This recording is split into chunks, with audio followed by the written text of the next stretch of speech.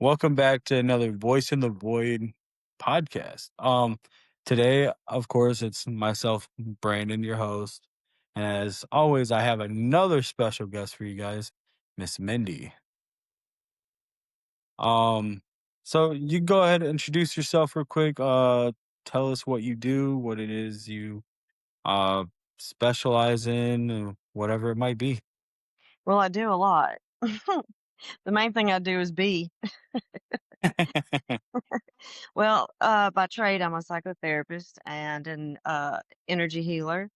I'm Okay. also a spiritual coach, and I have my own private practice, and I just sort of combine all three of those in one most of the time. Okay. And I do a lot Okay. of other things. I do earth grid work. I work with higher frequency beings. I do some frequency medicine.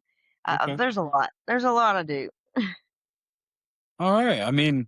So what is it? First, we're gonna start off with the psychotherapist side, I guess. Um, I know everybody experiences some crazy stuff in that, and I have family that's therapists, and they're between psychology and all this other stuff. What is a fun experience you have actually learned over however long you have done this? What I'll say is that I didn't necessarily choose to become a psychotherapist. It's like psychotherapy chose me. Okay. And it chose me from a very early age. And because of the experiences I had, especially in early childhood, I really wanted to work with people who were spiritually gifted, who were intuitives, sensitives, who um, don't fit the mainstream and struggle because of it. Right. And my journey really began with a traumatic experience hiding in the closet from the monster at 3 years old, a Yeah. near death experience at 5 years old. And then a few months later, I had encephalitis from chicken pox that didn't break out. And I was What was having that? out of body experiences. What? I'm sorry. You said what was it you said with chickenpox? I had encephalitis from chicken pox that didn't break out. So instead of breaking out through the skin, it attacked internally and it Okay. attacked my brain and my nervous system. Okay. I've Yeah. never heard of that one before. That's why I had Yeah. to quickly Okay, okay. catch that one. I've never heard of that one before. Yeah, well, and it caused a fever of 105 that sustained for 4 days straight, and during that time, I don't have a lot of memories about the hospital itself. I mean, about being in the hospital sick. What I have a lot of memories of are leaving my hospital room and swimming down the hallways and going to different places and visiting, and then I would come back and I would do this little dive and go back into my body, and then I would be, I would come out of it, so to speak. I can't say wake up from it because it wasn't sleep, and I would Right. tell my mom about some of the things that I saw, and apparently there was enough consistency in the things that I was saying that she started to go and validate, and she would come back and ask questions and I would answer them. Okay. Huh. I mean, so you started to have certain insights at a young age. At what age was that? Well, I had what I'll say is what I understand now. Okay. Trauma expands a person's intuition. And when a person has a traumatic experience, that intuition expands out because it's looking for information that says I'm in danger. So it's really Hmm. fear based at first. And so I started off with a situation where my mom and my baby sister and I were hiding in a closet. And I was very scared and very stiff and afraid to move. And my mom had a bead curtain over, she didn't have a door, she had a bead curtain. And I was afraid to even breathe hard because I was afraid it would bump the beads together, and I can even remember the sound of that in my ears and the smell of the dusty trash bags full of, like, stored winter clothes or something in that closet. But I didn't have a concept of death yet, but I had a concept of hurt, and I was so stiff, holding my breath. My mom even had her arm wrapped around my head with her hand over my mouth, tapping me, saying, "Don't breathe. Be still, be quiet." And that's exactly what we do in a traumatic moment is we hold our breath. Mhm. We tense up and we try to be like protect our vital organs kind of thing. It's part of the oldest part of the brain. Um, so, for me, it was if I move, if I make a sound, Yeah. then the monster's going to find us and it'll be my fault that all three of us get hurt. So, my empathic abilities at that point also were greatly expanded because of the I'm gonna take on the responsibility for everybody kind of thing, Mhm. which is a maladaptive way of developing it. But um, the trauma definitely expanded my awareness. And then when I had the near death experience at age 5, I definitely became aware of other dimensions, other worlds, other realms, however you want to phrase that, frequency bands. I don't know. People can frame it however they need to. Right. And then the out of body experiences during the encephalitis, the chickenpox, um, definitely showed me that, hey, one, we can go to these different places and we don't have to walk. we, we can fly or swim to get there. Yeah. I mean, I can't lie. I had a similar thing, but I had a really bad um concussion where Mm. I actually lost feeling at one point in my legs, and I couldn't really do a whole lot when I want to say I was probably about 5 or 6. I can't remember off the top of my head. I might have been younger. But I remember wandering around the hospital and doing the same thing. But my mom said I never left the room. Yeah. So it was a weird experience that's hard to explain, but it's something that I know I experienced, but also it could be just one of those things where I was so gone and out of it that could have dreamt it. Because I never asked for verification on any of the stuff around the hospital or nothing like that. I didn't tell anybody or actually My dig too deep question, with it. I'm sorry, my question would be though, like, if you were going to dream something during that, don't you think you would dream something other than just exploring a hospital? You would think so. Yeah. So that Yeah. alone tells me Would it have was thought, probably oh, out of I'm body. I'm I'm running around at the park or whatever with family or something. But Yeah. no, I, Yeah. I have no idea. It's just something that again I can't really explain too far into that. And I believe in all this other stuff. Don't get me wrong. Like I believe very much so in the spirit bound. I believe in the outer body experiences. uh I also have this thing where I deeply believe that when you have dreams of doing something, like when you're doing something in your dreams, whether driving a car, you're fighting somebody, you're running away from somebody, personally in my thought process, I believe that's you in another world experiencing something. So Could very that's well be. something. Exactly, and unfortunately, there's nothing that we can do to prove any of that right now. But but again, it's something I believe in, and I believe in ghosts. I have a thing planned where eventually I plan to go to a couple of these really as they say, really haunted places to do a exploration to see if it's real. They're They're fun. I might be doing it by myself too because I don't have people here in Texas that is necessarily willing to go experience that with me. My son wants to go, but I don't want to take my kids just because at a younger age you're a little more vulnerable in that aspect. Well, yes and So no. At a younger age, a person's energy tends to be very high, yeah, and with kids these days, our newer generations are coming in extremely high frequency beings. Now, not all of them. I can't say that for every child, but I would say a large majority of them because they are meant to be the leaders of the new world. So these higher frequency beings, they can't easily be touched by something that's low frequency because the two can't exist in the same place. right, right. No, I mean it makes sense. It's just one of those things where I've always been told that at a younger age, or depending on how old you are, being put in a situation like that, it's not the safest.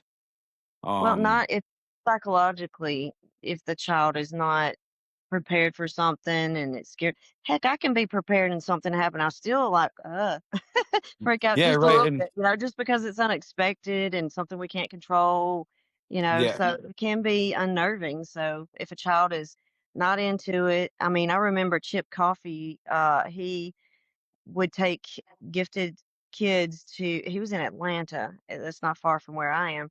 He would take these gifted kids and work with them, and then their final little, I don't know, their final activity would be getting to go on a paranormal investigation somewhere. And okay. even these kids, they, even though they were prepared and had just had very recent preparations, they would still, get pretty scared sometimes. Some of them would Yeah, just be eating it up and excited, and some would freak out. yeah, and it's a little weird, but it's one of those things where you do have people that can, I guess, see or feel certain things, and uh, I mean, one of the first spots, and actually, it is the first spot I'm going to for this little checklist I'm wanting to do with different haunted areas. It's the Hill House right here on the northern Okay, of I I mean, actually heard of everyone that. knows the Hill House. They Yeah. literally made a film on it because it's one of the most haunted places in the potential world. So it's that's actually where I'm gonna go, and they they literally have a warning saying don't go by yourself. Uh, but if I go by myself, at least I have a bigger chance of no one doing extra to try to prove that it's real. I'm going in there alone with I'll probably have 4 cameras with me at that point, downstairs, upstairs, and side rooms. Um, but it is a plan, and it's because I really want to have that exploration. I want to have the experience of doing that because we used to go find those, as people used to call, haunted places back home up there in Michigan where I'm from. And you sometimes you get lucky, you find places that have some type of reaction or it gives Oh, you a reaction. Uh, yes. So there are a lot of different factors that can actually go into that. And when I was, see, let me back up just a little bit. The psychology program that I attended is not your typical psychology. It is humanistic, existential, transpersonal psychology. So we had parapsychology involved. We had all kinds of stuff. So okay. I actually went on an investigation with Dr. William Roll, who is, you can find him on the Discovery Channel actually, where we went, and I had just gotten my first Reiki attunement. I was very young at this point, maybe 21, 22.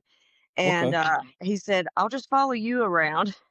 And he did. He followed me around with his little instrument, and it would go off where I would tell him. But the other thing he proved too, he wouldn't prove the existence of, say, a spirit. He would prove that there's no other explanation for it. But Mhm. what he also did was he showed certain environmental factors that make it easier for this to be detected or not. And one is the negative, the higher amount of negative ions in the air Yeah. can make other dimensions a little bit more easily to be perceived. Um, and I have some other theories about that too, but also to any tectonic action, when there's tectonic plate movement, Mhm. there's I'm not sure why, but I guess it has some sort of like energetic disturbance Yeah. that um, either increases the negative ions in the air or shifts consciousness just enough. So you have environmental as well as individual. So you look at an individual's ability to shift consciousness. And when you have somebody who has, for example, had near death, out of body, somebody who Mhm. meditates frequently, somebody who's naturally just shifts consciousness easily, um, then, and science is still fairly limited in what all these states of consciousness are. People who've experienced psychedelic or plant medicine experiences, all of those things can expand awareness can give you the ability to shift your own consciousness. Right. And so when you are in certain states of consciousness, you can access certain frequencies or certain realms. Right. Nope, that it makes a lot of sense. Uh, I mean, I'm not going in there with full equip like everybody else is.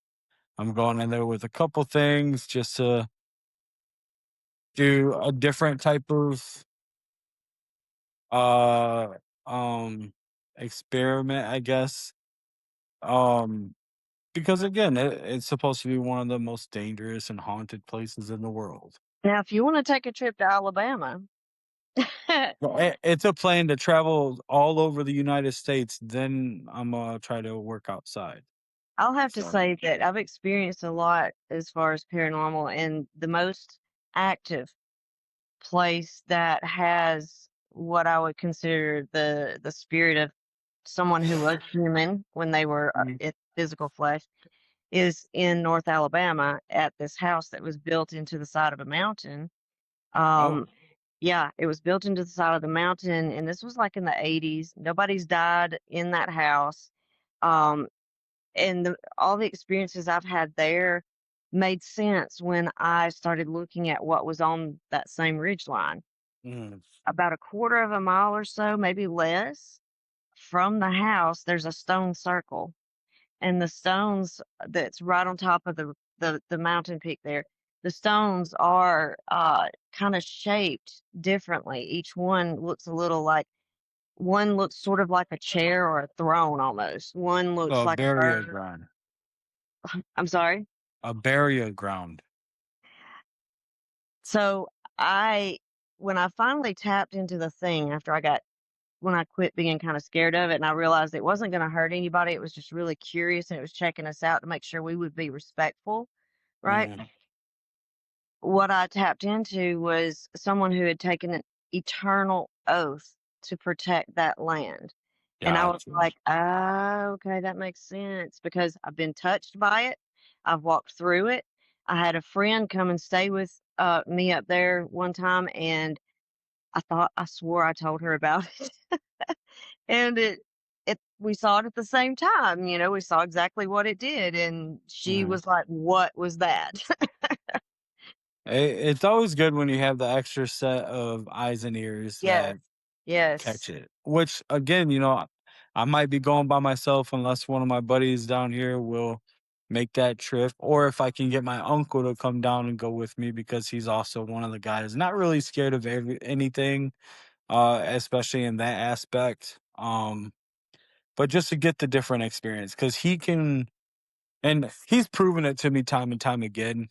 So he uh he has been able to almost pinpoint exact point locations before, whether Yes. it's been uh when we're out exploring certain places, he was able to pinpoint or feel the difference in the area and Yeah. see different things, and I can see certain things and I can feel. Yes, I haven't tapped fully into it because it's also one of the things where I'm not 100% sure on. Uh, Well, Hence wanting to go by myself to this place and to prove that it's real.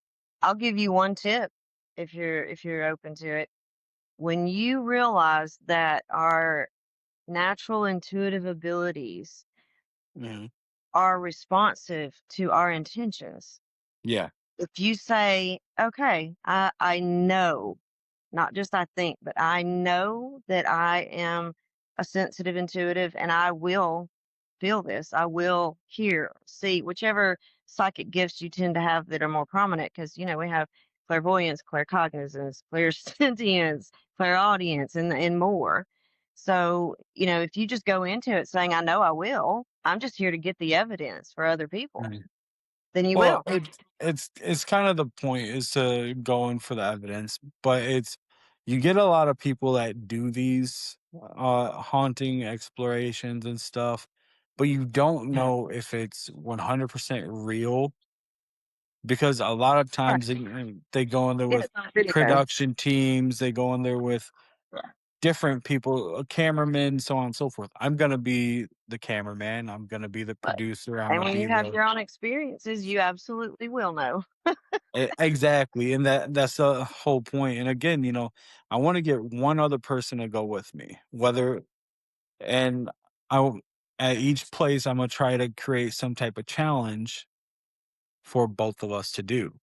One will obviously be worse than the other. It's a fun part of it because when you go to the Hill House, to the real Conjuring House, to um, well, I guess any haunting location, probably anywhere ever. There's always a certain location that is worse than the other.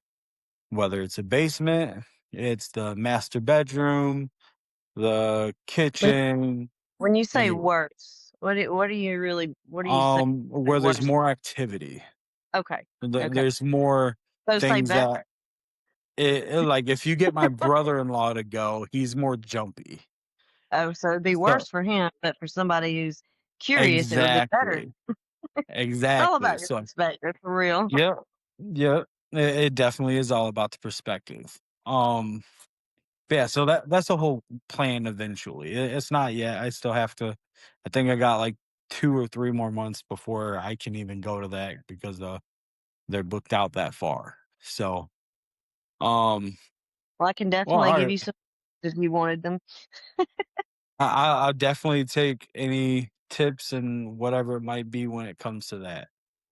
Um, so here on your one of your points, right? It says the empowerment and the sovereignty. What do you when you say or hear those words, what do you think or what do you feel they are and mean? Well, empowerment and sovereignty basically are the opposite of what we've been conditioned to be. Mhm. We've been conditioned for a very long time to feel disempowered or powerless, Right. and dependent, right, on a Well, system. And where we are now with, more elevated consciousness due to a lot of different factors. One being we have knowledge at our fingertips on a device. And of course, I think it's important to have discernment about what information you choose to believe. But if you learn in a sovereign way, meaning yep. I've learned to trust myself, I've Mhm. learned to depend on myself.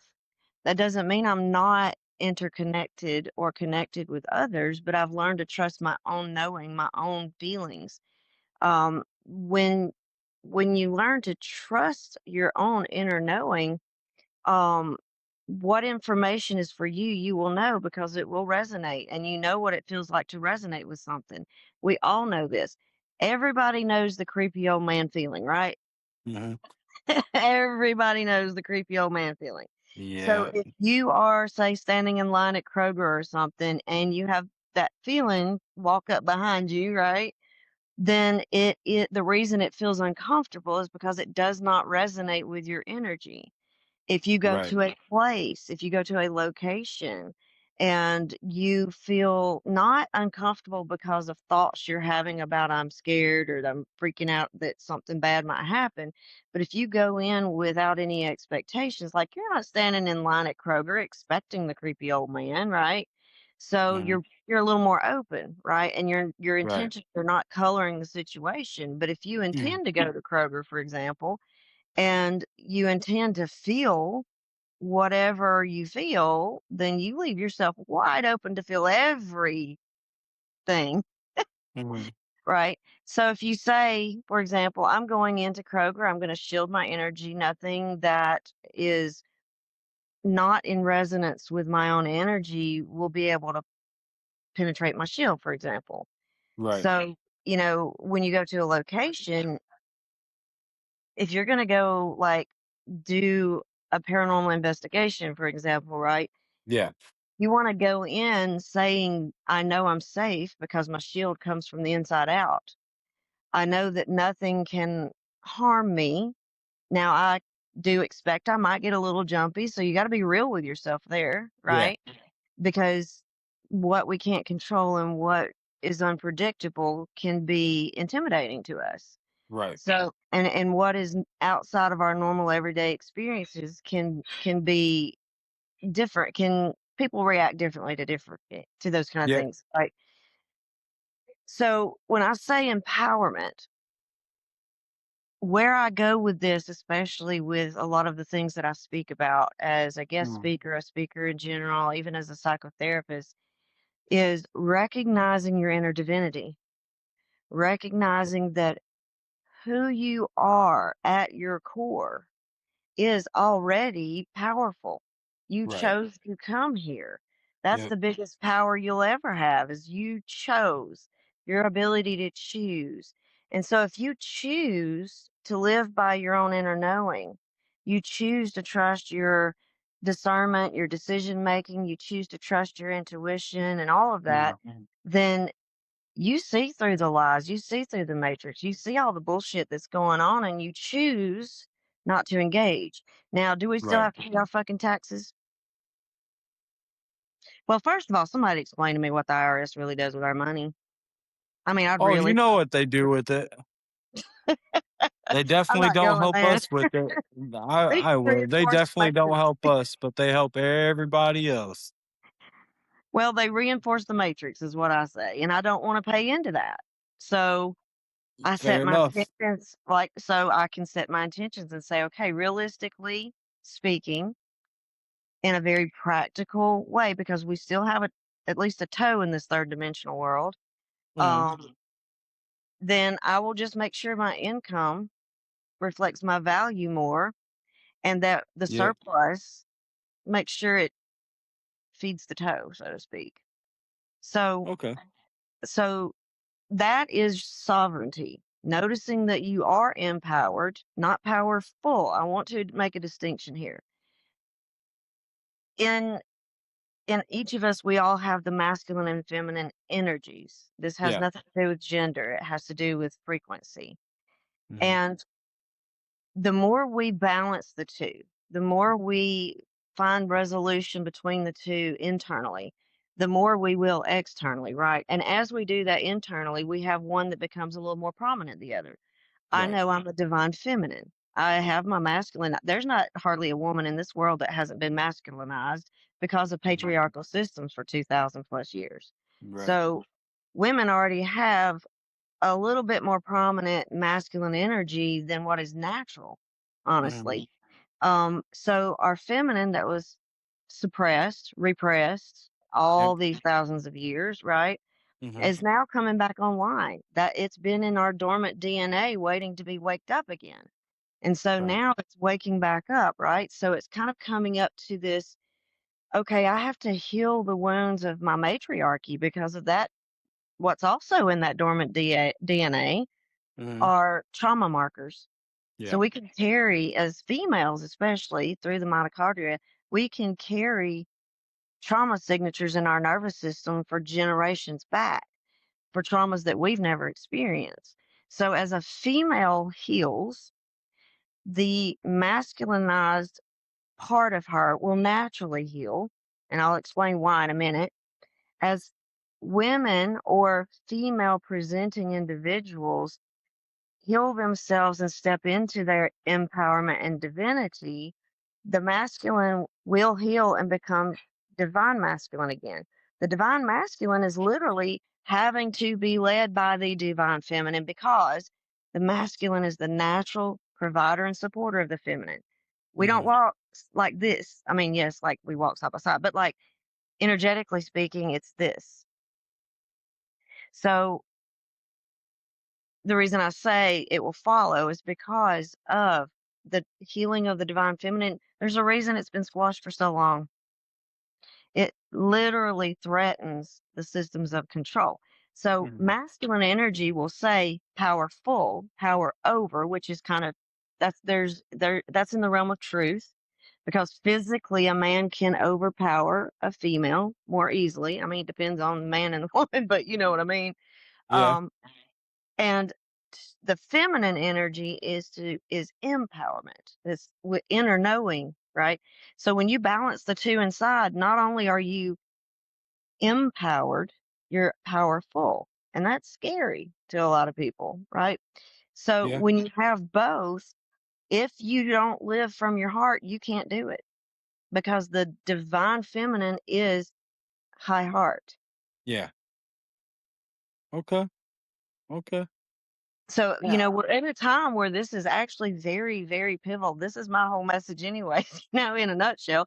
We're Yeah. all seriously at a pivotal time where people have got to drop all of the stigmas, drop the fear of being called gay if you look at your feminine side. I'm so sick of hearing that crap at this point. Yeah. Just look at what Unfortunately, is I don't. normal and natural, right? Yeah, I don't think that part of it's gonna go away anytime soon because, again, you got But and the it's more sovereignty you live in, the yeah, less you give any fucks yeah. about I people mean, who are going to carry the stigma on. Their world is so far different than mine at this point. I oh don't have any yeah, fucks yeah, to give anymore. yeah. No, I'm the same way. I don't give a damn about nothing. Like I say what I want when I want to say it. I'm sure there's times I know I shouldn't say it, but I'm still gonna at least make it known. And it's just how it happens. But unfortunately, nowadays, you got to think it's not nowadays that whole stigma of, oh, I don't want to come out say I'm gay for whatever reason it might be. That's not a very big thing you see nowadays. That's mainly in, like, say, my generation and older, Yeah, because the older generation passed it to my generation to where, hey, this is how it is, this is how it should be, da da da da da, straight down the dotted line. Then you get, say, my kids' generation and under, it's not there. where it's not there. They don't care. Personally, I don't care on what Yes. one way or the other. And I Um, do think that the shift happened because Generation X said, you know what? I love this person. I don't care if they're gay. Now, generations just prior to that weren't so easy to make that neuroplastic kind of shift, right? And so I can remember being a teenager in the 90s, yeah, you might have heard of one or two kids that were willing to say they were gay, and you could tell who would when you especially if it was a more feminine male or a very mm, masculine dominated female and they didn't care what people thought, they would be out, but there was a lot of talk. There was still a lot of judgment. There was a lot of yeah, rumors. And I think my generation was the one that said, this is bull. No, everybody's just everybody. We are who we are, whatever. And so now you see that non judgment being passed. And I mm, think that's where the shift really started. yeah. I mean, there is a change. You can see the change out there.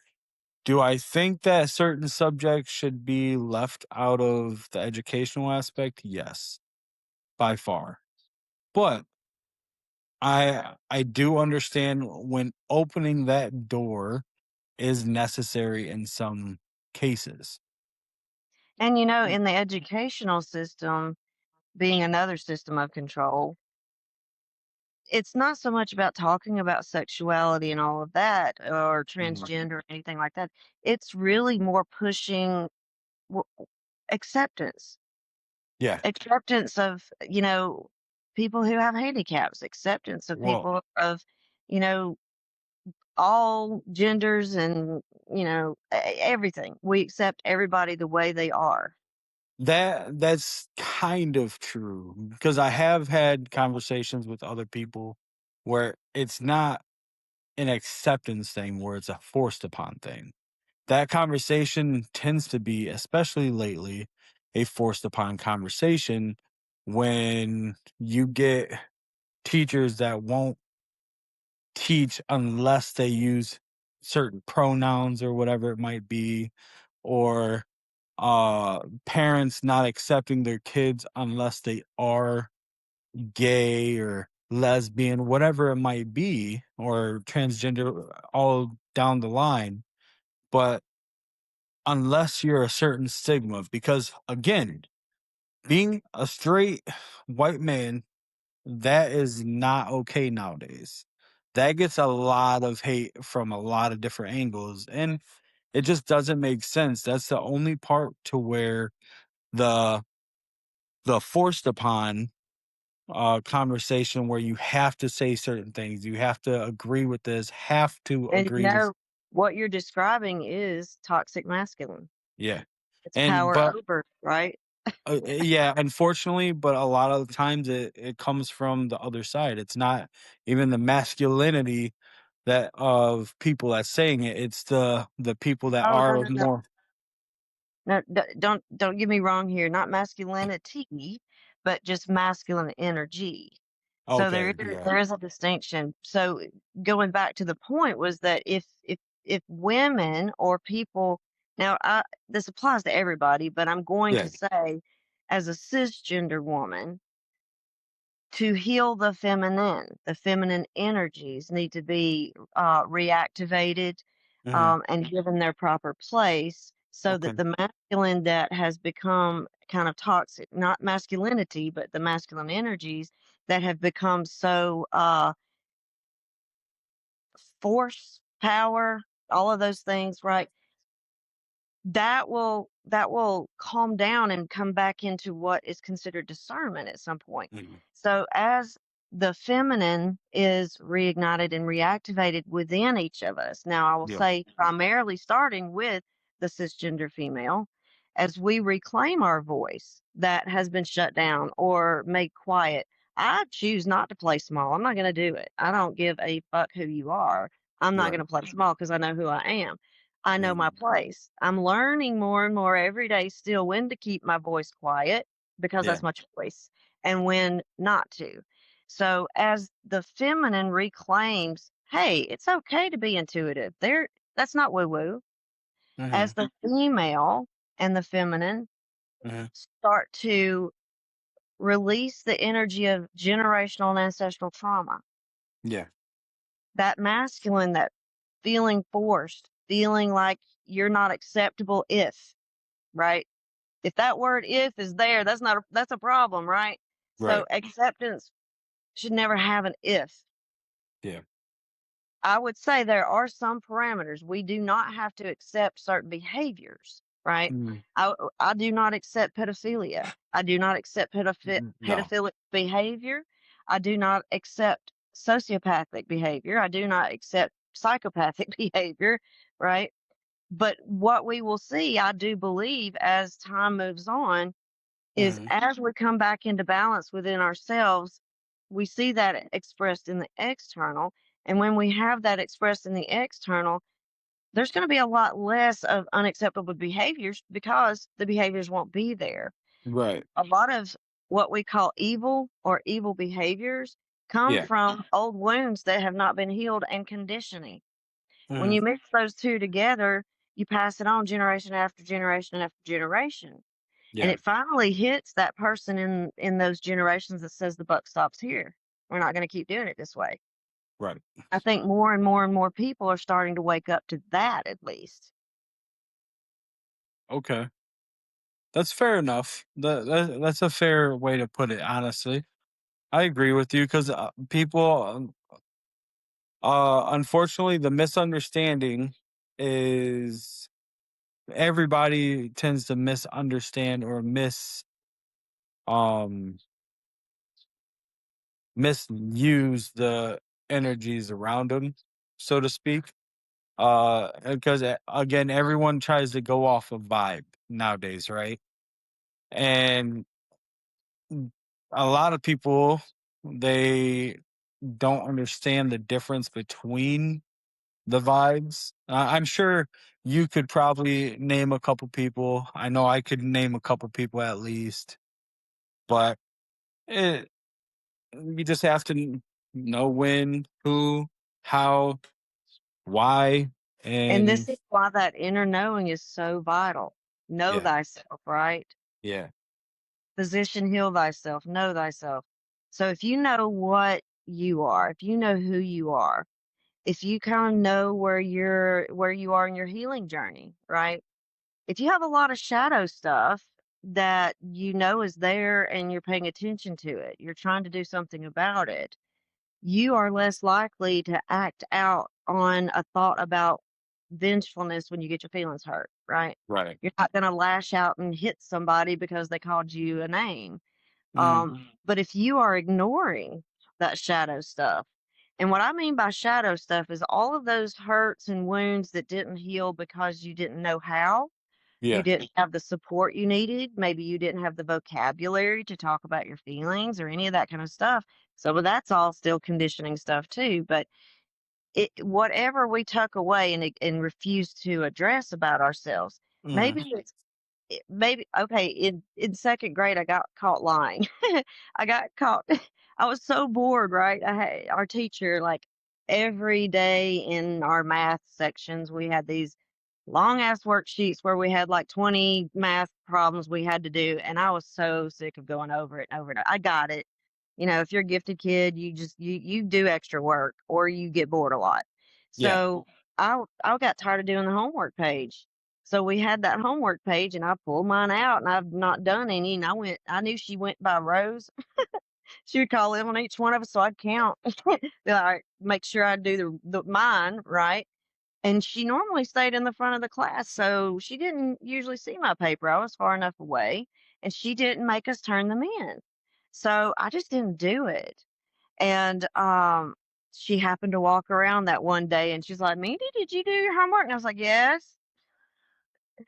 And I got busted, and it was embarrassing, and so that part of me that that the dishonest or deceiver part of me, I pushed away and put in shadow, and Yeah. what stays in shadow tends to get bigger and bigger and bigger and grow and come out in your behavior. So it did. It came out in a bigger way at another time because I wasn't addressing it at all. So when I Okay. started saying, "Oh, okay, there's that part of me that doesn't always want to tell the truth," it doesn't mean I'm bad because we put shame around lying, right? Yeah. But how many times did we lie to our parents about where we were? How many times have we, like, said we Those are finished a project? secrets. Yeah, I mean, how many times did we say we finished a project, but we still were, like, on the last leg of it? It doesn't mean that we weren't, but we said we were to save our job or something, you know? So, Mhm. I mean, I'm not gonna tell my best friend her hair looks like crap right after she got it cut. I'm gonna ask her if she likes it because I know there's that part of me that if I tell the truth, it might hurt her feelings, but I'm not Mhm. responsible for her feelings either. So Right. the more we work through that shadow stuff, the less shadow we have that causes us to act out in ways that are harmful to other people. Does that make sense? Okay. Yeah, it does. Um, I guess could probably take a little lesson in not saying stuff sometimes, but again, I mean, with me is just I'd rather be honest with you and you be honest with me. Yes. And what doesn't matter what it is, it could be about the smallest thing. And because I have this thing, right? If I'm telling you the truth and you don't like it, that means you know it's the truth. Yeah. But if I'm lying to you and you agree with everything I say and you know I'm lying Mhm. and you completely agree with it and you're okay, there's an issue. Yeah. So And I'd and the I'd truth, rather have people tell me the truth yes. and hurt my And you don't feelings like it. Yeah. over me being told a bunch of lies Yeah. and being lifted up from it. Because And then and you're you know, living on the lie. if you're telling the truth and it rubs somebody the wrong way, what you're doing is you're exposing the shadow that they aren't dealing with. Mhm. Yep.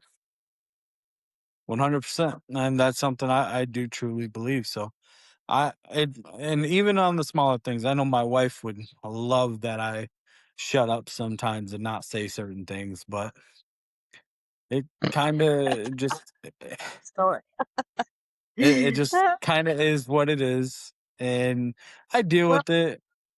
and I Like I think can deal with the consequences. I and I can deal with. when we are being truly authentic, just really being ourselves and being Yeah. honest, the best that we know how, the truth just tends to come out regardless. Now, Yeah. we can trust our wisdom and say, Yeah. "Is it meant for me to speak this truth in this moment?" Is it going to be received in a way that I intend the Mhm. best I can, right? So, if you go, for example, you walk into a very Southern Baptist Christian church here in Georgia and you try to tell people that aliens are real, they're going to freak out. They're going to call you a heretic. They're going to say something's wrong with you. You're crazy, whatever. You're going to be highly judged. Mhm. But if you start slow, which is what we're seeing happen, right? You start with a little soft disclosure, so to speak, and warm people up to it, right? Yeah. Then once they have their own personal experience, then they will be more likely to believe what people have to say about that, right? Yeah. It you're not lying at all. Because I mean, what are they that's a big thing going on right now, actually, Yes. is the whole thing, again, where the government comes in. They're finally telling Give us everybody, and they're respect. trying to show proof, and I get me wrong, I don't think we're the only ones in the universe. We're I'm not. not that blind to the world or stuff around me. There's no way in hell we're the only one in millions and millions and millions of fucking galaxies around the world or around the space, so on and so forth. I mean, so there's no way. If we are, that's a waste of space. So I don't think that's the case. I do think there's other things. I truly believe that there some here with us. Shit, it could Oh, be yeah, my boss at work for all I know. there are. And there are many of us are actually galactic souls who Yeah. came here purposefully, Yeah, I believe our seeds. at first we were here as uh test rats, so to speak. So but again, I know a lot of people don't like that reference and they don't believe in aliens. And if you believe in aliens, something's wrong with you, da da. But And you know what I say to people like that? I'm sorry you're still stuck in the matrix.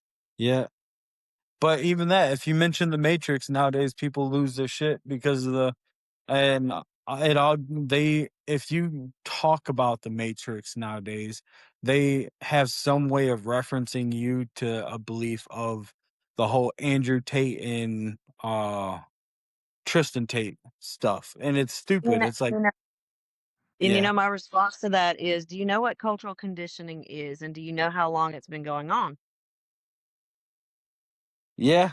But people they're not gonna acknowledge that part. Like they're And that's oh, where I their don't I don't education know, but short. look how you're talking. You're talking like they are. That doesn't mean I agree with what they say.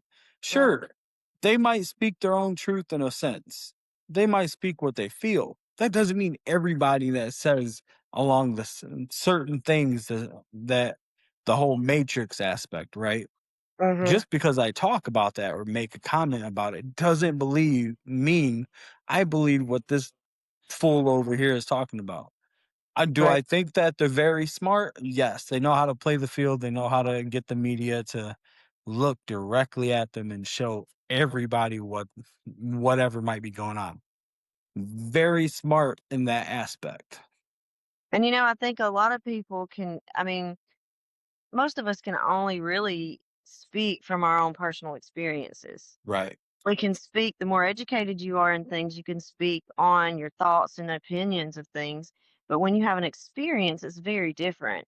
I've Mhm. actually watched people who had never had any kind of spiritual or paranormal experience before, um, completely shift after Mhm. having personal experience. Now, some were so afraid, and that's what we've been conditioned to do is be afraid, right? Mhm. Some have been so afraid that they were like, well, that was nothing. I just imagined it and they shut it back down. And I'm like, okay, you just shut down a very important aspect of yourself, your intuitive self. We're naturally meant to be intuitive. Yeah. So if we're intuitive, we become powerful or empowered. And if we're powerful and empowered and sovereign, then we can't be controlled as easily, right?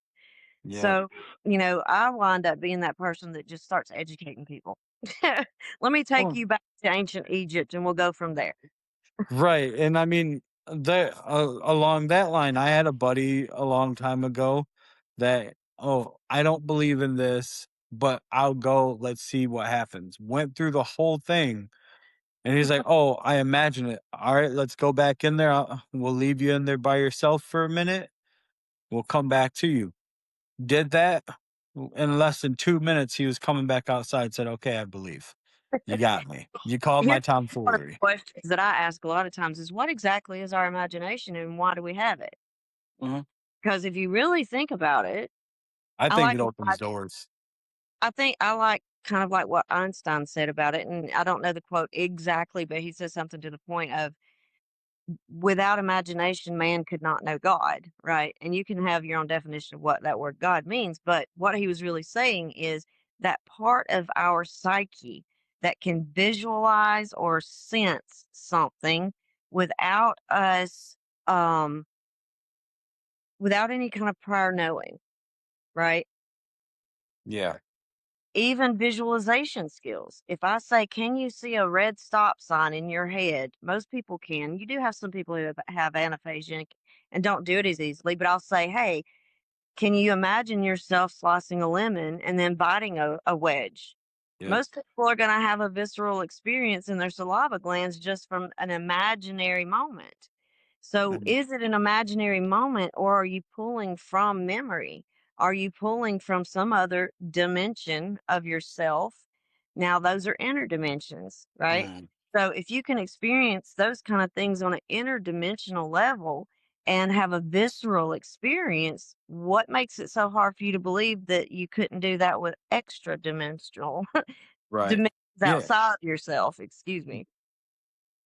No. Yeah. I mean, back to the whole. Um. My it's not working here.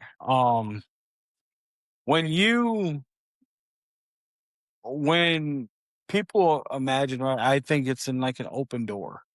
Like it's helping you be able to accept new things or things that you never really thought was a true aspect, so to say, that you ever might have thought before. And I ask people because, or I've had this conversation with somebody down here because they brought up the red stop sign thing, right? Can you imagine it? Said, sure, but can you imagine a orange or a yellow stop sign? Can you imagine a blue stop sign? What would if you could base emotions off the colors of stop signs? How would they be?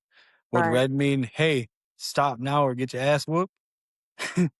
Is blue crying telling you to do that? Based it off emotions. You have to open your eyes and just accept that not everything is the same. Because by the way, I've seen these different color stop signs. I've seen them in person. So it's a real thing. It's not me just like, oh hey, there's more than there's all this as a I guess a point, but Yeah. in a sense it is a point because I have seen different color stop signs. I have been able to And go the off question, that aspect and use my imagination when I like look at you like if I see you randomly walking down the street, I don't know nothing about you. I use my imagination to build up a story based on you and potentially figure out if it's a true story. well, and I So, think it's important that we're able to keep our neuroplasticity by even questioning that. If I'm making that up, where am I pulling that from? Where mhm, is that idea even coming from? So how do we know that what you're making up isn't another parallel version of that person? What if you're right? What if mhm, you're reading their energy field? What if right, you are reading something from you knowing that person in a past life or future life, right? right, So, just having the ability to question it, I mhm, think is I mean, technically, if you think about what metacognition is, right? Metacognition is the ability to be able to be aware of your thoughts and even question them. And okay, so when you can use metacognition and you can use that sort of multidimensionally, like that's what mhm. you're describing is multidimensionally. Now, I I can take I've never seen a blue stop sign that I'm aware of, but what I can do is I can I've never seen a blue superimpose one. the It color. was just an example.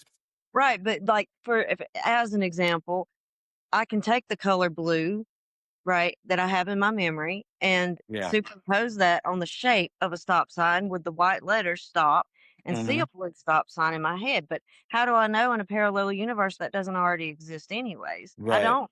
I really don't, not in this particular I mean, but the more intuitive you are, I think, the more you learn to trust your intuition, the more you can know, oh, okay, there is a parallel dimension where stop signs are blue. There's parallel dimensions where stop signs don't even exist. So, you know, Yeah. but to Yeah, question for all you know, it says, "Hey, move faster." yeah, so to question yourself and trust your inner knowing at the same time is how you develop your discernment. Okay. So if Alright. I say, "Can I trust this person?" Right? So one Mhm. of the when we say discernment, a lot of people are saying learning how to tell what's true or what's real, right? So if I am standing in front of somebody and I don't know them well, Yeah. if I don't ask certain questions and feel whether or not I'm getting the truth. Now, as a psychotherapist, I'm I use not only my intuitive senses, but I read micro expressions. Most Mhm. people with any history of trauma do anyways.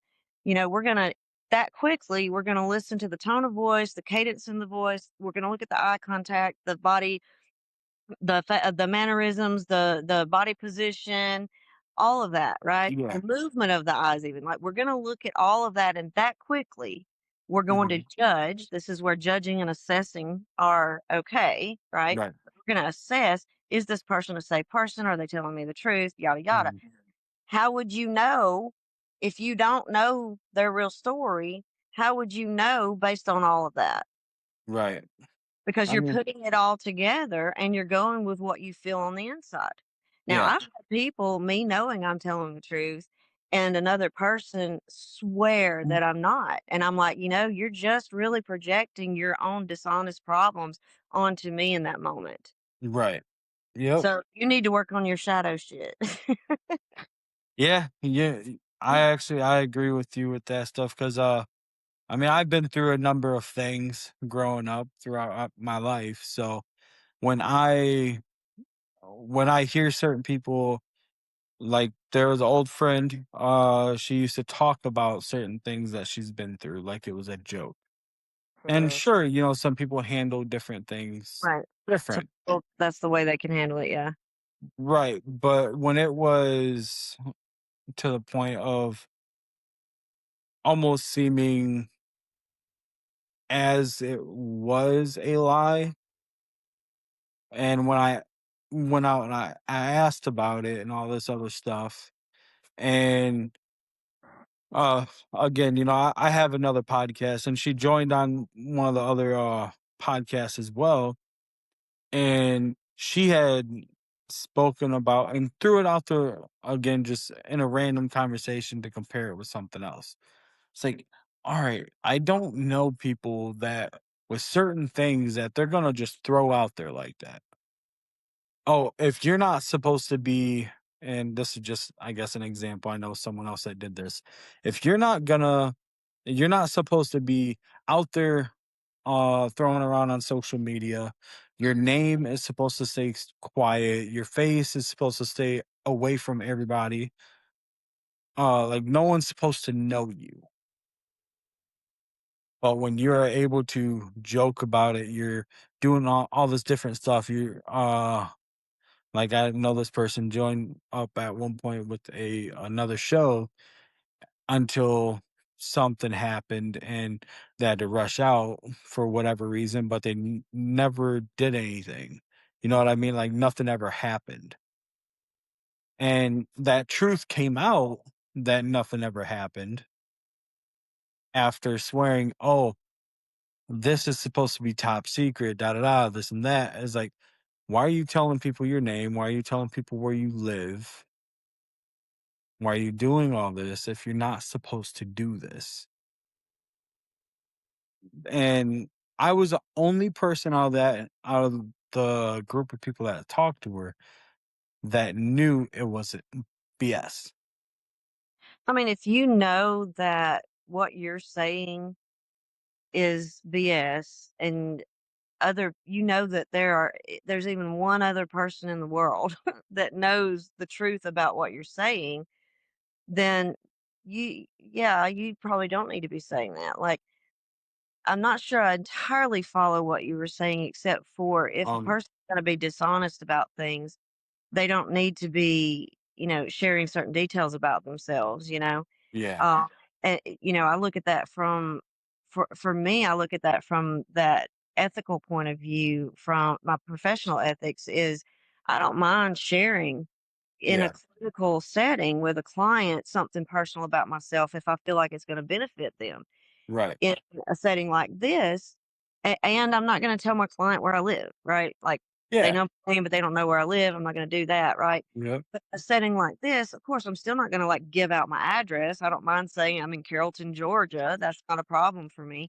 But I don't mind sharing personal details about myself if that's what's being, asked for, so to speak, because it pertains to what we're doing, right? right, So, like, I'm not going to call out certain people either because confidentiality is important to me. And if right. other people are doing something that I feel like is a major threat to other people, as long as they're not a client of mine where I have to maintain confidentiality, I might Mhm, help them. right. Now, I had a Um, recent experience where I mhm, was involved in a group learning experience that was, multiple weeks long. okay. And I won't go into the whole story, but I was kicked out of the program. I Oh, was kicked out of the program primarily because the person who called herself a spiritual teacher, um, was encouraging sovereignty in what we were doing. And when I showed full sovereignty, it I went from star student to scapegoat. So she found something and pushed me out, whatever. Well, I still had friends in the program. And I guess she wasn't thinking about that. And she wanted to talk shit about me after I got kicked out. Even mhm, some of the things she was saying were things that were completely made up. Some things were twisted, some were made up. And I just told my friends, I was like, look, if you know me, you know me. If you know her, you know her. But here's mhm, what I'll tell you, use your discernment. right. If it feels like bullshit to you, then it's gonna be bullshit. If you want to believe it, you will believe it. Yeah, Somebody can tell you my face is purple with yellow polka dots, and if you want to believe that about me, then do it. But here's how I feel about it. I don't care.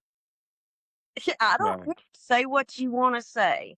Unless I'm Exactly. being, like, falsely accused of something that is illegal, that could take away my freedom, that kinda thing. I don't give a shit. Right. No, It's that's just fair. Really, I mean, yeah, and it's unfortunate that you got kicked out of that when you're kind of following what she was No, no, saying. So, I'm gonna correct that there. It was not unfortunate, and I will tell you why. This was a divine intervention because I got exactly what I needed from that program. Had I gone further, I would have been taken down a path that would not have been good for me. Because okay. I was plucked out is the way I feel. Because I was plucked out just in time, I didn't go down that path. I Mhm. actually, after I had about 3 days of being pissed and grieving and all that at first, I found information that actually flipped the whole program on its flipped it upside down. Oh, So I know that what they're doing will eventually collapse and fail, yeah. um, and what I'm doing will never because it's always expensive. So I'm not it to me it wasn't unfortunate. It felt like it right at first because it felt unfair and all that. I mean, but when I found this information and then I started taking a step back from it and really looking at the bigger picture, I was like, Mhm. oh, okay, I got what I needed and I got out. Right. I was just saying in the sense like you were kind of following along Exactly the lines of so. what they were speaking on, Yes. and Yes. they're like, "Hey, fuck Yes. you." It's not really right in that sense. Yeah. Um, And what happens and in those kind of I do want to correct. I wasn't calling this person out. I'm not gonna say their name by any means because that is still their privacy at the end of the day. But it's just they supposedly were forced into silence mhm. and they were making themselves known. Mm, mm, So, mm. that's where I was going with it, like, to When you kinda when you get say they were forced into silence and making themselves known, when they say when you say making themselves, are they speaking a truth that needed to be spoken, or were they giving away information that they were supposed to keep to themselves? they were giving away information that Okay, they were never supposed to say. gotcha. Say the city Yeah, they lived in because it was supposed to be secret. Their name, it was supposed to be secret because they were put in this a protection class, and gotcha. so, is what they had shared with me. So Yeah, it's not like again I was calling them out specifically, but yeah, I guess in a sense I am without giving away too yeah, much. But yeah. they gave away more information that they were not supposed to do. Which makes you wonder if they were following through and not afraid of consequences, or if they were just really making it all up, right? Exactly, Yeah. yeah. Yeah. So that's where I was going with it, like, Yeah. Yeah. sometimes you can't believe everything that you're told. Yeah, It's just exactly. Exactly. and Yeah. unfortunately, you have to go off feelings nowadays, and being there's a big difference in where we are, you can only go by vocal, and, well, unless you get really good at telling a lie, there's always a difference in how you talk, so, Yeah. And, um the way our world is now, you can find out a lot of information about right. people and a lot about, their story. So Yep. to me, why not just be freaking honest? Why lie about shit? Mhm. Yeah. Like, I mean, I understand why my 7-year-old self lied to the teacher. That's different. yeah, you're a kid and But it didn't wanna also get in made me a lot more trouble. honest too. Yeah. I mean, yeah, but again, you're a kid, you didn't wanna get in trouble. Right? It happens, I I've think been we there. will, even as By adults. far, I've been there a lot through school, so you can't I'm not gonna judge you based off that lie when you were 7 years old. So Well, here's the thing is though, had I not had that experience, I don't think I would have the internal, like, desire to keep my integrity. yeah. To me, being honest, especially with what I'm doing in my world and the message that I'm sharing publicly these days is you can look shit up about me. You can look and see, all right, well, I guess that person over there is talking shit about her because that doesn't align with what I found over here, right? Or these Mhm. people over here are really trying to help her out and promote her and yada yada, promote her message. So for me, if I stand in a place where my integrity is being questioned, number 1, who's gonna wanna hear the message I have? Number Right. 2, who's gonna wanna even believe shit I got to say from there on out? Fair. Yeah. Yeah, I hear what you're saying, and what you're saying, I lied a lot when I was young, but I did too I when I was a don't I kid, but don't had lie I by any not means anymore, so but if you think but, about had you not had those experiences, it wouldn't make you want to be honest now. yeah, that's true, that's true. So, um, so there's another point here I actually wanna get to, the fib of no chi, Mm, mm, mm. spirituality. Um, Can you explain that a little bit further oh, for me? yes. Yes. Oh, my phone's going on low power mode. Yes. In fact, I was referencing, the frequency medicine course I was in, okay? Okay, So, a lot of that was built on Fibonacci mathematics, the golden okay, spiral ratio, phi ratio, right? What I discovered actually that kind of saved my butt in a way and actually led me to step out more publicly on this mission was information that aligned with who I am and what I do in life. And had I not had that experience and recognized what fib of no chi really is, I might have I think I still would fulfill my mission, but it might be a lot more difficult. So, if anybody knows what the Fibonacci golden phi ratio spiral is, This is the structure underneath a lot of what we've been told is sacred geometry. We see this in Metatron's cube, the flower of life, all of that. And all of that is dense, heavy energy, in fact, because it's Mhm. base 10. It is base 10 geometry. It leaves out two very important points and one hidden one. Right. So the base 12 is the true geometry. And when you leave out the other two, you have something that just continually loops over and over again until it dies out. So if you look at the nautilus shell, right? We see Mhm. the phi ratio in the repetition that causes the growth, right? And this is true. In nature, this is a truth. What's Right. also a truth in nature is things grow to a certain point, they stop growing, and then they atrophy. They don't just keep expanding infinitely. Okay. But the human spirit, if you are basing sacredness, right? If you're basing sacred geometry, if you're talking about this is rooted in 0 point source energy, Mhm. what you see with the Christ spiral and the Okay. Fibonacci spiral is they both start at the same point. They both overlap in a spiral until a certain point, and at one point, the Fibonacci seems to dominate because it makes a wider swing out. I wish I had a board to draw this on. And then they come back together and overlap again briefly, and then they bifurcate. So what Okay. happens with the Christ spiral, it's based on doubling. It's a constant doubling. So it goes 0, 1, 2, 4, 8, 16, 32. It keeps on going Okay. infinitely. So it Gotcha. makes an infinitely expansive structure, which is the sacred geometry underneath the energy of love. Okay. When you look at Fibonacci, there's no true light to it. It is false light that we have been handed down. Mhm. So it loops until it gets to a certain point. Yes, the structure is strong and stable initially, but it's not infinite. It may or may not be rooted in source. That can be debated, I guess, mostly among mathematicians, but I'm not a mathematician.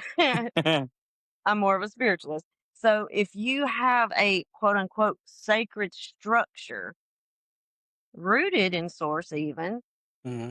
but built on false geometry or when I say false, the sacred part is what is false. It is Okay. somewhat sacred as far as physical development, physical structure initially. What we've been taught that is false is that it isn't infinite. It does not maintain its structure infinitely. It loops until it dies. Right. So in Okay. nature, in this third dimensional earth, we have life, growth, atrophy, death, rebirth, right? So Mhm. we have this cycle of life, and that's sort of the Fibonacci. There's some truth in that. But life, death, rebirth over and over and over again is not necessarily the same as expansive, eternal structure. So the Christ spiral being that expansive, constant doubling, you don't have the death part. You just have continuous. So this is the difference in living believing that you are a body with a spirit inside and the body dies and then maybe the spirit goes into another body and you do that infinitely versus living from I'm an infinite being, period. Yeah. I may Okay. incarnate here again, but I may not. I may Right. incarnate or do something different somewhere else. I may be a dragon next time. Who knows? Be So pretty cool. Fibonacci, fib of no chi, is basically saying the lie of having no true, no eternal life in the Fibonacci structure Yeah. is what we've been given, and it goes nowhere. Okay. Okay. It just loops over and over in the same place. I think this is sort of where people get the idea of of Earth being a prison planet. To me, that's not the It would truth, but make see it. how it can be. Yeah. It makes sense if we're a prison planet. It would make sense. It would if Because two. what they say, there's four people that control everyone in the world. But here's the thing: you cannot control the energy of a person's spirit. Right. So Well, there's control of. the life aspect, not the inner self. So, Well, when like, I say they control what happens money-wise with yes, now the traffic business. That's where that in that comes. sense, yes, I can say prison planet because that's matrix control, if you want to use that Mhm. word matrix, right? But Yeah, prison planet, in a broader sense, means that you don't incarnate outside of this dimension. right. So if you never raise your frequency, the energy of who you truly are, that part of you that is eternal, if Mhm, that frequency stays in a dense, heavy earth frequency, mhm. you will continually stay in this frequency because you're not raising above it. So it's Okay. kind of like saying the weight of the balloon will never rise up to meet the balloon. Yeah. But when a person dies here, if their frequency is high, like a helium balloon, it's like cutting the string. It can go where Mhm. it wants to, depending on its frequency, right? Yeah. So if you're stuck in this frequency, this is all you've ever known. That's what they want. They want you to stay here so you can make money for them and shit. So, you Mm, know, mm. choose Yeah. otherwise. Choose your sovereignty. Alright, alright. I hear what you're saying. I got you. Um, last thing I wanna touch on, right, is was that the Crystal Sophia? Ah, yes, the crystal. So, Um, can you tell us what exactly that is? so go back to what I said earlier about the dormant DNA. Yeah? Because of control and conditioning, Mhm, uh, the divine feminine was pushed into the dormant DNA. We mhm, weren't living from it. And so over thousands of years, it laying dormant. It didn't go away. It's always mhm. been there. Many different traditions may refer to this as the flame. Some are called dragon mothers. Some are the Mary Magdalene, the Isis, the goddess, right? Right. So when that dormant DNA is reactivated, Mhm, then the divine feminine wakes back up. And Sophia basically means wisdom. So Sophia is the divine feminine. So if you say Sophia Christos refers to the anointed feminine, which is the divine feminine. So without okay. the anointing, you may be wise, you may be feminine, but you might not have the divine aspect. So that anointing is really the awakening of awareness that we are the divine, eternal being, not Mindy with a spirit inside, right? Right. So the crystal part of it comes from the frequencies that the earth has moved into in the universe or multiverse, however you want to. I still say universe, it makes more sense to me that way, but there's multiple dimensions here. Yeah. So if you say that if you look at it from that quantum physics point of view, what you have is we're being affected more now by higher frequency energies. Right. People's bodies are feeling what some are calling ascension symptoms because of this. It's because our bodies are adjusting to these higher frequencies, and a lot of it has to do with how with sunlight, right? Mm, So the literally you can if you're a very visual clairvoyant person, you can see the sun codes, you can see the light codes, you can see the rainbow colors kind of coming in through sunlight these days without necessarily having the water because it's more plasma than it is mm, water these days. So those frequencies have a direct effect on that dormant DNA because that dormant DNA is high frequency. So high frequency resonate, right? And whatever is of lower frequency is automatically transmuted. mhm. So we're in a battle where we're releasing and trying to hold on to ego because that's what we've always known. And the Yeah. conditioning has kept that locked into place, right? Mhm. Well, the problem is the earth, not just us, the earth herself is getting hit with these frequencies. So the literal structures of the earth herself is raising in frequency. We're raising in frequency. We're seeing a lot of unrest. We're seeing a lot of it's like if you can imagine if you have the control and all of a sudden you realize that you really don't have the control anymore and you don't want that person to know it, so you try to use the control to keep that person from knowing it, and at some point you can't. You start scrambling. right? You're scrambling trying to keep your control. That's what we're seeing, right? All of the systems that have tried to keep this dense, heavy energy locked into the earth and locked into the people. Mhm. Anybody who does earth grid work knows exactly what I'm talking about because there are pockets where there's been sacred geometry purposefully inverted to lock in dense, heavy energies. We Mhm. know that at cross points, this is where you have high frequency energies and you'll have temples, stone hinges, wood hinges, churches. We have those kind of like retreat centers, even. We have portals, natural portals on the earth. Those tend to happen at these cross points where ley lines cross. And with the high frequency crystalline energy coming in, those are being magnified. They're kind of shifting a little bit, but they're being really magnified. So the frequency shift in the Yeah. human is having an effect on the physical DNA, not just our bones and our blood and the water in our bodies, right? Uh-huh. So the Crystal Sophia Yeah. is my take on the return of Christ. The return of Okay. Christ being the return or the reawakening of the feminine Sophia Christos, the merging of the divine feminine and the divine masculine within a female, and then the divine masculine coming back into his place because he heals, because he's the supporter, right? And when the two merge internally and externally, we have a whole new being. We are becoming a being we've never had on this planet before, or at least Right. that we know of, right? So I Okay. call that our cosmic divine human, Hmm. cosmic divine human. So the Crystal Sophia is the true divine feminine reawakened. And yes, she's very powerful and empowered. That's Mhm.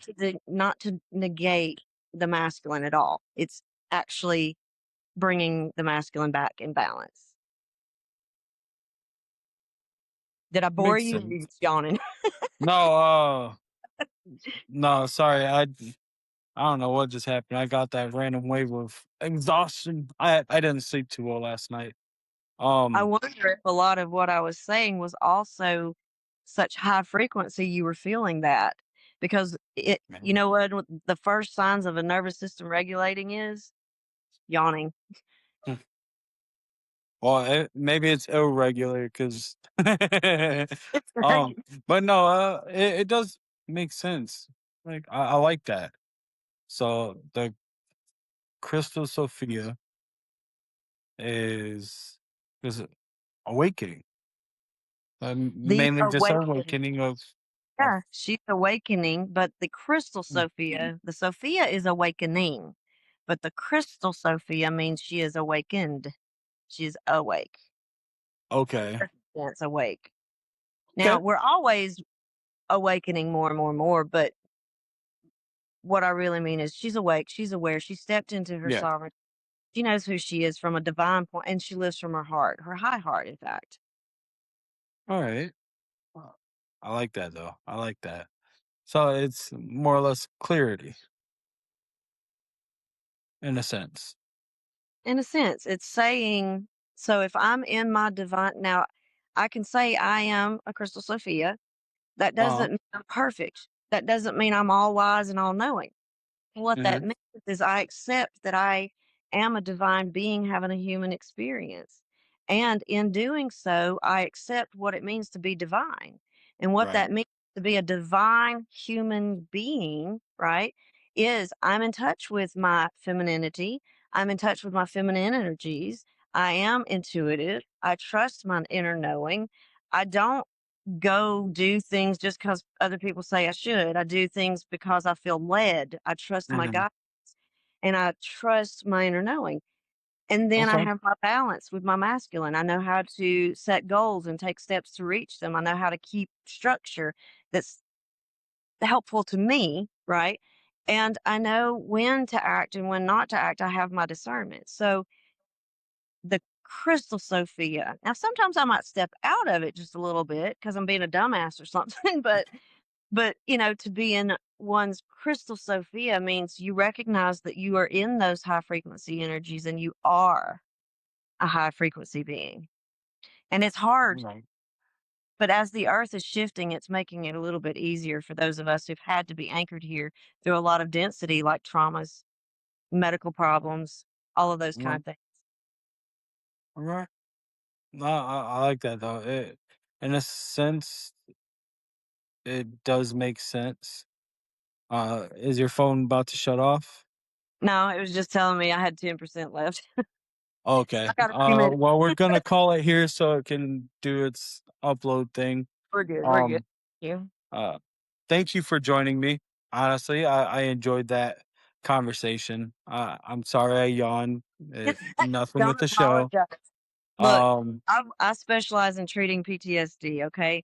So, a traumatized nervous system is dysregulated mm, most of the time, right? We live in a world that keeps us locked into that. yeah, So, we stay kinda dysregulated most of the time. When we start to calm and regulate and get really grounded, our nervous system is regulating itself, and when that happens, one of the first signs is yawning. The yeah, shoulders drop and the person starts yawning. It's not necessarily because of boredom or tiredness. Now, the tiredness is a factor sometimes, but yeah. it's typically because the nervous system is finally regulated, Well, well, I'm glad I can explain majority of my yawns that happen. um, especially Thank if you you're not again for joining yep, me. just in that moment. Yeah. All right. I'll think more on that one too with the whole yawning thing. Yeah. Yeah. Uh, Digging. Thank you for joining me again. I really do appreciate it. Absolutely, Brandon. Appreciate it. Or Lee. Uh, Maybe we can get you back on here eventually as well. Uh, Any anytime. but thank you. Did you say you prefer to be called Brandon or Lee? It doesn't matter either one. Lee's my middle name, so either one works. Well, I see Brandon on your name thing, so that's the reason Yeah. I called you Brandon. And then I was like, wait, he said his name was Lee. I didn't know Yeah, which. either one works. Oh, It's fine. okay, all right. All Well, right. thank you very much. I really enjoyed it, and I always enjoy having these kind of conversations. Man, this is my passion. This is my life. Well, maybe we can get you back on here. We can have another one. All righty, just say when. Yes, ma'am. Bye, everybody.